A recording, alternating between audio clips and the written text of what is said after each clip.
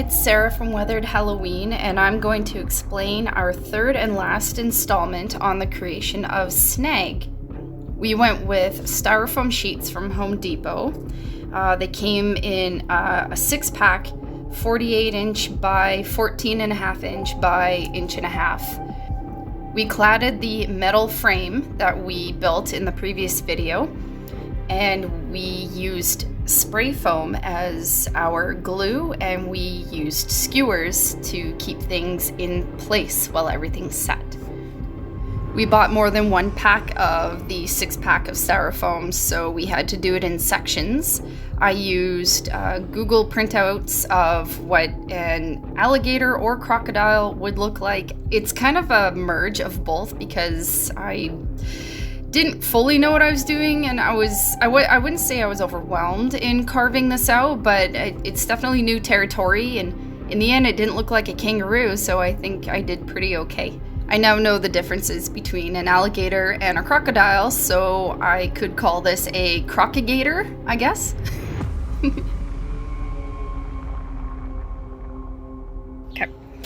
Okay, what I got here. What is that called? That takes the water out of it. A water separator, sorry. Got some oil for it. Air lines running down to the solenoid. This is a 5 and 2 solenoid, whatever that means. And that's a speed guide to open. Right now it's in the open position.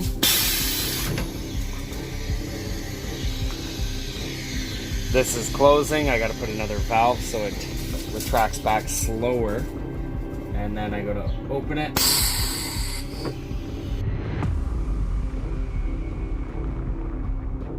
The tools I used were channel locks. There was a wire brush to help carve out. I used sanding blocks, and I had a hot knife kit that I bought off of Amazon.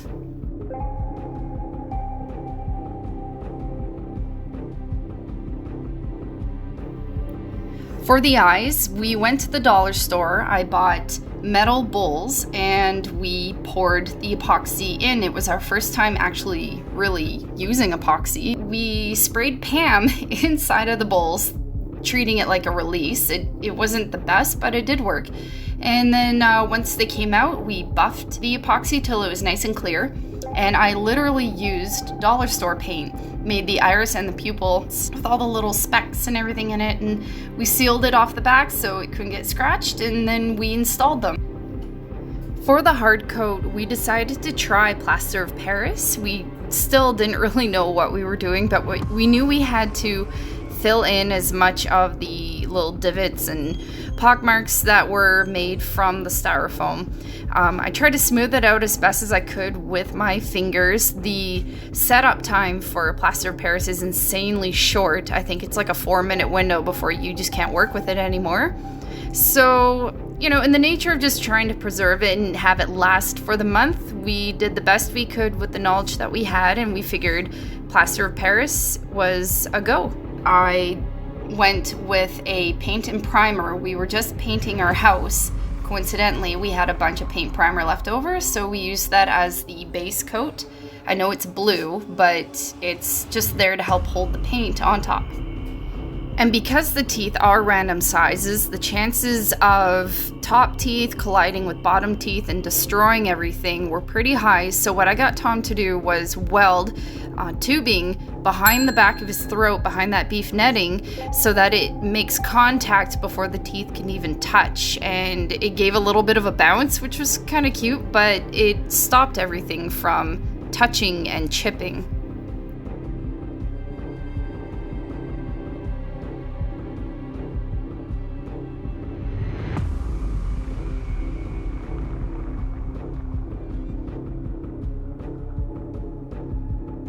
I have beef netting sitting around, and I decided, how can I use it this year?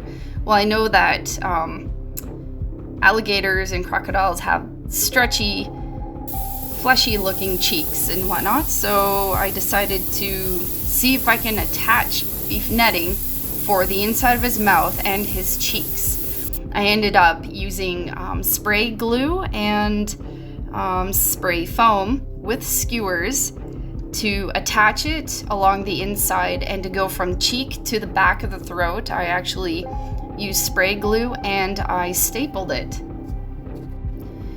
I found a way to paint the beef netting to kind of give it some depth and wrinkles for the mouth. Dollar store paints are amazing. We used the same Varathane as we did our coffin. It's a semi-gloss. It had a slight yellow tint to it, so it worked out well. There's Snag finally leaving his nest to head to the front of the house. And we were a couple days away from the big reveal, so we had to hide him. I felt a little nervous putting him under a tarp, but it is what it is.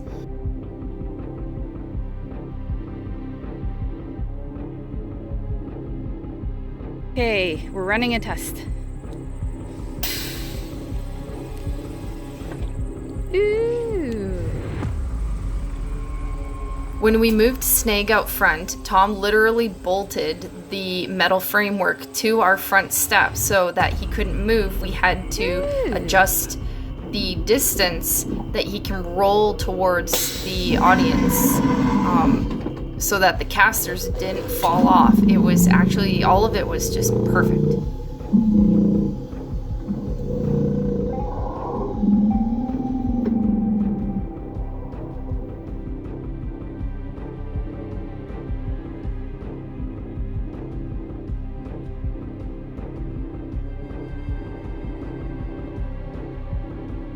He came prepared with a gun to try and take out Snag.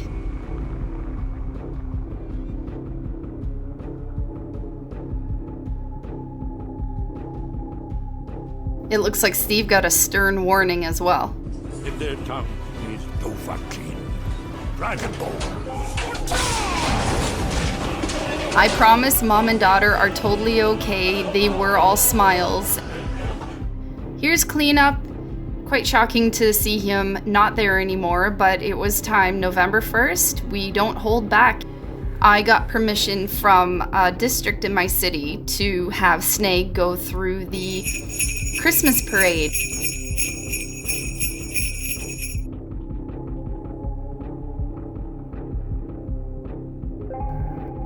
Thanks for watching. Please like, share, and subscribe, and happy haunting.